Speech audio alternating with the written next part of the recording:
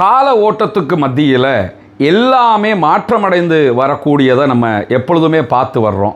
Digital யுகத்துக்குள்ளே நுழைஞ்சிருக்கிறோம். நம்ம பயன்படுத்துகிற எல்லா பொருட்களும் மாற்றமடைந்து வருகிறது. அபிவிருத்தி திட்டங்களினூடாக நாடு மாறுது, ஊர் மாறுது, எல்லாமே மாறிக்கொண்டிருக்கிறது. இது எல்லாமே மாறலாம், மாற வேண்டிய ஒன்றுதான். இதில் எந்த மாற்று கருத்தும் கிடையாது. ஆனால் எது மாறினாலும் மனிதத்தன்மையும் மனிதநேயமும் மட்டும் மாறவே கூடாது. அது இல்லாமல் போயிடுச்சுன்னு சொன்னால் இந்த எவ்வளவு பெரிய மாற்றங்கள் புரட்சிகள் நடந்தாலும் அதனால் நமக்கு துளி அளவும் பலன் கிடைக்காதுங்கிறது தான் நம்ம புரிந்து கொள்ள வேண்டிய அடிப்படையான விவகாரம். இது எதுக்காக சொல்ல வர்றேன்னா, ஒரு 3 நாட்களுக்கு முன்பதாக கொழும்பில் மத்திய கொழும்பு பகுதிகளில் நான் போய்கிட்டு இருக்கும்போது ஒரு பைக்கை ஓட்டிக்கிட்டு போனவர் அவருடைய வண்டியை தள்ளிக்கிட்டு போகிறாரு. பக்கத்தில் ஒரு பெண்மணி கஷ்டப்பட்டு நடந்துக்கிட்டு வர்றாங்க. இப்போ நம்ம வண்டியை நிறுத்தி, ஏன்பா ஏன் வண்டியை தள்ளிக்கிட்டு போறிய அப்படின்னு சொல்லி கேட்கும்போது, இல்லை பெட்ரோல் தீர்ந்துருச்சு அதனால் தள்ளிக்கிட்டு போகிறேன் அப்படிங்கிறாரு. அருகில் நடந்து வந்த பெண் அவருடைய மனைவி, ஆனால் இளம் பிள்ளை, பட் அவங்க கர்ப்பிணியாக இருக்கிறாங்க. சரி, நீங்கள் போகிற வழியில் அல்லது வருகிற வழியில் எங்கேயாவது ஒரு இடத்துல பெட்ரோல் போட்டிருக்கலாமே என்று கேட்கும்போது, இல்லை பெட்ரோல் போடலாம்னு தான் போனேன், கியூஆர் சிஸ்டம் நடைமுறையில் இருக்கிறதுனால எனக்கு அது போட முடியாமல் இருக்குது அப்படிங்கிறாரு. சரி, இப்போ எங்கே போகிறீங்கன்னு கேட்கும்போது அவர் சொல்லுகிற தூரம் என்பது வந்த மாதிரியே இன்னும் 2 மடங்கு போக வேண்டிய ஒரு தூரம். அப்போ அவர் தள்ளிக்கிட்டு போவார், அந்த கர்ப்பிணி பிள்ளை நடந்துக்கிட்டு போவா. கஷ்டப்பட்ட மக்களுங்கிறது பார்க்கும்போதே தெரிகிறது. அப்போ இங்கே நில்லுங்க, நான் போய் என்னால் முடியும்னா ஒரு பெட்ரோல் எடுத்துக்கிட்டு வர்றேன் அப்படின்னு சொல்லி ஒரு கொழும்பில் இருக்கக்கூடிய இரவு நேரத்தில் இயங்குகிற ஒரு பெட்ரோல் ஷெட்டுக்கு போகிறோம். அங்கே போய் பாட்டிலில் 1 லிட்டர் பெட்ரோல் கிடைக்குமா, இது மாதிரி ஒரு கர்ப்பிணி பிள்ளை நடந்துக்கிட்டு போய்கிட்டு இருக்கிறா, அதே நேரத்தில் அவருடைய கணவர் வண்டியை தள்ளிக்கிட்டு போகிறாரு. எனவே அவங்களுக்கு நம்ம இப்படி கொண்டு போய் கொடுத்தா மட்டும்தான் போக முடியும். அங்கேருந்து வண்டியை தள்ளிக்கிட்டு வரவும் முடியாது, அதே இடத்துலேருந்து அவங்க தள்ளிக்கிட்டு போகவும் முடியாது, ரொம்ப கஷ்டத்தில் இருக்கிறாங்கன்னு சொல்லும்போது அங்கே பணியாற்றுகிற ஒருவர் என்ன சொல்கிறாருன்னா, யாருக்குமே நாங்கள் பாட்டிலில் பெட்ரோல் கொடுக்க மாட்டோம் அப்படின்னாரு. அப்போது நம்ம திருப்பி என்ன சொல்கிறோம்னு கேட்டால், பாட்டிலில் பெட்ரோல் கொடுக்க மாட்டீங்கிறது நமக்கும் தெரியும். நான் எனக்காக வாங்க வரலை, இந்த மாதிரி ஒரு சிச்சுவேஷனில் மாட்டிக்கிட்டு இருக்கிறாங்க. எவ்வளவு விதிகள் இருந்தாலும் மனிதநேயத்துக்கு முன்பதாக விதிவிலக்கு தான் பயன்படுத்தப்பட வேண்டும். ஆனால் நீங்கள் இந்த நேரத்தில் இப்படி பேசக்கூடாது இல்லையான்னும் போது அவர் சொன்ன வார்த்தை ரொம்ப ஒரு அழுத்தமான ஒரு செய்தியாக மாறியது. என்ன சொன்னாருன்னா, ஜனாதிபதிக்கு லேக்கமாவுத் ஹரி மன் தென்னே அப்படின்னாரு.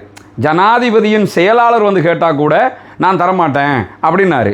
இதே மாதிரியான ஒரு நிலை உங்களுடைய மனைவிக்கு அல்லது உன் பிள்ளைக்கு அல்லது உன் தாய்க்கு நிகழ்ந்தால் இதே மாதிரி ஒருத்தன் உனக்கு சொல்லும்போது இதை ஏற்றுக்கிறவியா? அதை நம்ம மனசில் நினச்சி பார்க்கணும்ல. இதே மாதிரி சிச்சுவேஷன் யாருக்கு நடக்கலாம்ல? அவள் கர்ப்பிணி, நிறைமாத கர்ப்பிணியாக இருக்கிறா, நடக்க முடியாமல் நடந்துக்கிட்டு இருக்கிறா. அப்போ அவங்களுக்கு இந்த ஹெல்ப்பை பண்ணினா தானே அவங்களுக்கு நகர முடியும் என்று சொல்லும்போது கூட நான் தரமாட்டேன்னு விடாப்பிடியாக நிற்கிறாரு. அந்த இடத்துல தான் ஒரு மனுஷன் திடீர்னு ஓடி வந்து சொல்கிறாரு, நான் ஆட்டோ ஓட்டிக்கிட்டு இருக்கிறேன், ஒரு சிங்கள சகோதரர், நான் ஆட்டோ ஓட்டுகிற தொழிலை தான் பண்ணுறேன், நீங்கள் வேணும்னா என்னுடைய ஆட்டோவுக்கு பெட்ரோல் போட சொல்லுங்கள், எக்ஸ்ட்ரா பெட்ரோல் போட சொல்லுங்கள், அதை கொண்டு வந்து அந்த சகோதரருக்கு நான் அங்கேருந்து உறிஞ்சி கொடுக்குறேன், அதில் எந்த பிரச்சனையும் கிடையாது அப்படிங்கிறாரு. நல்ல ஒரு விஷயமா போச்சுங்க, நல்ல ஒரு மனோநிலையை வெளிப்படுத்தினீங்கன்னு சொல்லி, அப்படின்னா இவருக்கு பெட்ரோல் போடுங்கன்னு சொல்லி அதுக்கு பணம் செலுத்தி பெட்ரோலை போட சொல்லிட்டு அவரை எடுத்துக்கிட்டு வர்றாரு. இந்த ஆட்டோக்கார சகோதரர் ஓடிக்கிட்டு வந்த தூரத்துக்கே ஒரு 1000 ரூபா அவருக்கு பணம் கொடுக்க வேண்டி வரும். அவ்வளவு நீண்ட தூரம் அவர் அந்த வண்டியை எடுத்துக்கிட்டு வர்றாரு. அவருக்கே நிறைய பெட்ரோல் செலவாகி இருக்கும். அந்த இடத்துக்கு அவரை கொண்டு வந்து அதில் இருந்து அவர்கிட்ட இருந்த பொருட்களை வச்சு உறிஞ்சி எடுத்து அந்த சகோதரருக்கு பெட்ரோலை போட்டு நம்ம அவரை அனுப்பி வச்சிட்டோம்னு வச்சுக்கிறோங்க. இந்த வீடியோவில் நம்ம சொல்ல வருகிற செய்தி என்னன்னு கேட்டால், ஒரு பெட்ரோல் லீட்டரும் ஒரு கர்ப்பிணியினுடைய வலியும் சமானமானதா? ஏன் அந்த பெட்ரோல் லீட்டரை நம்ம கொடுத்துட்டா என்ன குறைஞ்சிட போகுது நமக்கு?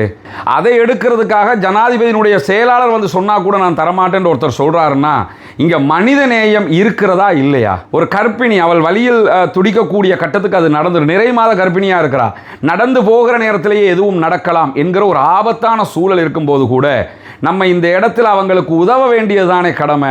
ஏன்னா நாட்டுக்குள்ளே கியூஆர் கோடு சிஸ்டம் இருக்கிறது, கியூஆர் கோடு அடிப்படையிலாம் பெட்ரோல் கொடுப்பாங்கிறதெல்லாம் யாருக்கும் தெரியாத ஒன்று அல்ல. இதுவெல்லாமே நாம் நமக்காக வைத்திருக்கக்கூடிய சட்டங்கள் தானே.